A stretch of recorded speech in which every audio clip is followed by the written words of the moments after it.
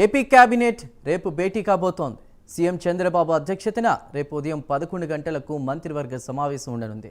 మంత్రివర్గంలో drone policy, పలు సంస్థలకు భూ కేటాయింపులపై చర్చించనున్నారు.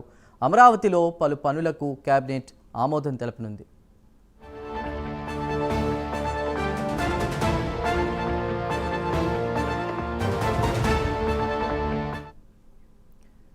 రేపటి ఏపీ కేబినెట్ మీటింగ్కి సంబంధించి మరిన్ని డీటెయిల్స్ను మా ప్రతినిధి శ్రీనివాస్ అందిస్తారు. సెక్రటేరియట్ నుండి శ్రీనివాస్. చందు, రేపు ఉదయం 11 గంటలకు ఆంధ్రప్రదేశ్ రాష్ట్ర ముఖ్యమంత్రి చంద్రబాబు నాయుడు అధ్యక్షతన కూడా ఏపీ కేబినెట్ భేటీ జరగబోతుంది. ఈ కేబినెట్ భేటీకి మంత్రులు అంతా కూడా హాజరవుతారు. ఈ కేబినెట్ లో కూడా పలు కీలకమైన అంశాలపైన కూడా రేపు చర్చించే అవకాశం ఉంది. ప్రధానంగా అంటే రాజధాని అమరావతి ప్రాంత పనులకు సంబంధించి కూడా ఇప్పటికే పెద్ద ఎత్తున కూడా కొనసాగుతున్నాయి. ఈ నేపథ్యంలోనే రాజధాని ప్రాంత అభివృద్ధి పనులకు సంబంధించి కూడా ప్రధానమంత్రి మోడీని ఇక్కడ మరోసారి కూడా అతన్ని ముఖ్య అతిథిగా ఆహ్వానించి అతని చేతుల మీద కూడా ఏదైతే రీలాంచింగ్ పనులు అయితే ఉన్నాయో ఆ పనులను కూడా ప్రధాన చేతుల మీదుగా ప్రారంభించాలని చెప్పి కూడా సీఎం చంద్రబాబు నాయుడు భావిస్తున్నారు. ఈ నేపథ్యంలో ప్రధానమంత్రి పర్యటన నేపథ్యంలో రేపు కేబినెట్ లో చర్చించే అవకాశం ఉంటుంది.